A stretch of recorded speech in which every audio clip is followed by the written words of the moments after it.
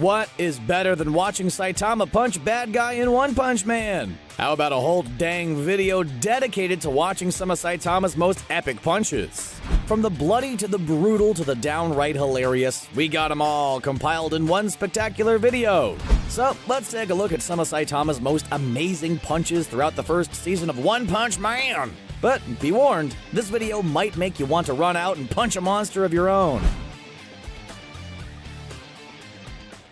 When the Deep Sea King rose from the watery depths to conquer the world, unfortunately, Aquaman was nowhere in sight to help fight. The Deep Sea King quickly tore through heroes like tissue paper, leaving Stinger, Lightning Max, and Pretty Putty Prisoner broken and beaten to a pulp. He also managed to leave Sonic completely naked, vowing vengeance, but come on, we don't really expect Sonic to do anything. There's only one hero who can take the beast on. That's right, Moomin Rider. Okay, maybe not him. Genos? Also, no. With everyone else in various states of dead, only Saitama can handle the situation, and it's one epic punch. He not only blows a hole through the exaggerated pufferfish, but his punch has so much power that all the rain in the vicinity vanishes. It's like the rain cloud saw what Saitama was capable of and decided to turn tail and run. This punch is awesome, but one of the best parts came afterwards, where Saitama is a true hero and falls on his own sword. In order to defend the strength of the other heroes who were beaten fighting the Deep Sea King, Saitama claims he isn't that strong and only beat the villain after the other heroes weakened him. Lord Boros pulled off an incredibly rare feat. He's technically the only one to last more than one punch from Saitama. Sure, this is definitely up for debate, but Saitama's first punch broke Lord Boros' special armor that contained the one-eyed alien's true power. So that technically doesn't count. The next punch only seemed to be focused on Lord Boros' appendage, and it completely tore off his arm. But the intergalactic villain just grew it back almost immediately. It's clear that Lord Boros wasn't just another villain, but someone who could potentially make Saitama at least maybe break a sweat. It's during this fight that Lord Boros revealed his tragic purpose. He, like Saitama, has grown bored with all of his power. It was prophesied that he'd eventually find someone that'd remind him of his love of fighting, and has since been traveling through the universe searching for that person. Unfortunately, he found him on Earth. Saitama proved to be everything Lord Boros was looking for, and their epic fight was a worthy conclusion to the season. The final punch is one for the ages, Saitama finally debuting his super final move, Serious Punch. It completely destroyed Lord Boros and left him a husk. Serious punch indeed. Carnage Kabuto had the pesky problem of taking out anything and anyone who got near him. That understandably makes it difficult for him to interact with society, so it makes sense that Dr. Genus and his clones locked him up deep within the confines of the House of Evolution. But when Saitama and Genos came knocking, Dr. Genus had no choice but to unleash the beetle-like beast. Upon meeting, Carnage Kabuto makes quick work of Genos, but when Carnage Kabuto goes to attack Saitama, he stops and retreats in fear. The monster doesn't know how to explain it, but the aura around Chrome Dome is insanely scary. It forces Carnage Kabuto to go into Carnage mode, which makes him even bigger while also making him look like an angry peacock. And it's at this moment that Saitama seems troubled. For the first time, we see him saying he's made a huge mistake. Does the hero feel he's in danger? Of course not. Saitama is just extremely upset that he forgot what day it was, and is distraught he's potentially missing a big sale at the store. He's not even thinking about Carnage Kabuto, and the monster is soon turned to green jelly by Saitama's powerful punch. Marugori is one of the first threats Saitama faced in the anime, and the not-so-jolly giant left quite an impression. Starting as a normal dude who wanted to become stronger, Marugori took a steroid created by his brother Fukigao, and the results were drastic, turning him into the BNFG, the Big Not Friendly Giant. With Fukigao on his shoulder, the two started their own rampage, causing destruction in D-City and moving slowly to B-City. It looked like nothing could stop the monster, until Saitama showed up, of course. The steroid may have made Marugori stronger, but something must have affected his brain power, because in an attempt to defeat Saitama, he accidentally swats his brother, ending his life.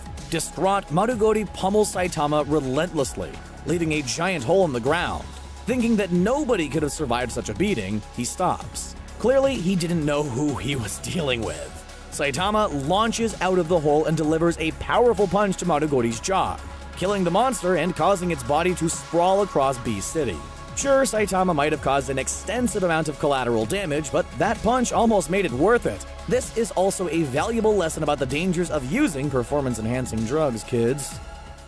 Not all threats are giant monsters or bug creatures. Some are massive meteors that threaten to wipe out entire cities. That's what happened in Episode 7 when a huge dragon-level type event endangered all of Z City. All seemed lost, and it looked like the meteor would wipe out everything, and the show would prematurely come to an end, leaving 5 additional episodes of nothing but white static. Thankfully, that didn't happen, as Saitama eventually showed up and did what he did best: punched that meteor and made it explode in a beautiful piece of animation. It proved that there really isn't any problem that Saitama can't one-punch his way out of. But maybe he needs to learn some self-control. After he punches the meteor, it breaks into a bunch of smaller pieces that still cause significant damage to Z City, albeit with 0 casualties. Throughout the series, Genos sees what massive power Saitama possesses and is desperate to learn from him. The lone cyborg even becomes his disciple to train underneath the bald hero to learn just how powerful Saitama can really be. This culminates in a training session where Genos tells Saitama to go all out against him. When Genos tries to move, Saitama strikes with amazing speed and launches a punch that surely would have vaporized Genos or transported him to another dimension, or blasted him back in time or something equally deadly. But we'll never know for sure. At the very last second, Saitama pulls back, saying the fight is over, but just the wind force of the punch alone completely obliterated the cliff behind Genos. So who knows what would have happened if it actually made contact? At that point, Genos finally realizes that Saitama is on a completely different level than anybody else. In his debut episode, Sonic proved himself quite the deadly assassin, beheading almost everyone in the minor villain Hammerhead's posse of bald-headed cronies. In his cockiness, he runs into Saitama, who's also after Hammerhead for personal reasons. Sonic and Saitama fight. Well, it's not so much a fight as it's just Sonic attacking him with all sorts of ninja moves, only for Saitama to easily dodge them without a care in the world. Then the memorable punch happens. Actually, it's not so much a punch as much as it's Saitama holding his fist out and Sonic running into it crotch first. Maybe Sonic shouldn't have worn such skin-tight clothing. We're just saying a jockstrap could have gone a long way, but after this devastating blow, Sonic rightfully declares Saitama his mortal enemy, and vows to train even harder until he's strong enough to defeat this mysterious, seemingly invincible foe who's going around punching crotches. We've already gone in depth about why the One Punch Man opening is one of the best anime openings ever in a past video, so be sure to check that out too while you're here. But one thing that needs to be addressed further is how awesome all his punches are in these opening credits. Just take a look at all the monsters he blows away with one punch. There's the monkey men swinging dumbbells on chains, which Saitama makes explode when their broken bodies collide with a nearby cliff after being hit. There's a creature with a whole bunch of different lips plastered all over its face that looks like it's going through a hernia once it realizes it's about to make contact with Saitama's fist. But the best punch has to be Saitama's brutal destruction of this star monster. The heck is this thing? The Star King? The Star God? How did it get to Earth? What does it want? And what does it think it can accomplish with that teeny tiny little knife against the world's greatest hero? So many questions left unanswered as we watch Saitama turn the star into stardust. But overall, this opening is a great showcase for a wide variety of different Saitama punches.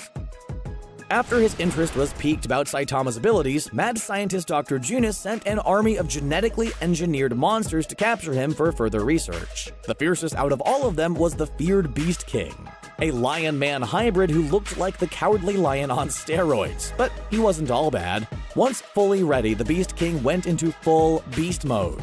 The lion became a super lion, and we got to see a special move, the Lion Slash. Of course, this didn't have any effect on Saitama, but the opportunity did allow our hero to unleash his own special move with an equally special name, Consecutive Normal Punches. If that name doesn't strike fear into your heart with its sheer awesomeness, then maybe you don't understand the move. You know that triumphant feeling you get when you finally smash that pesky bug you've been chasing forever?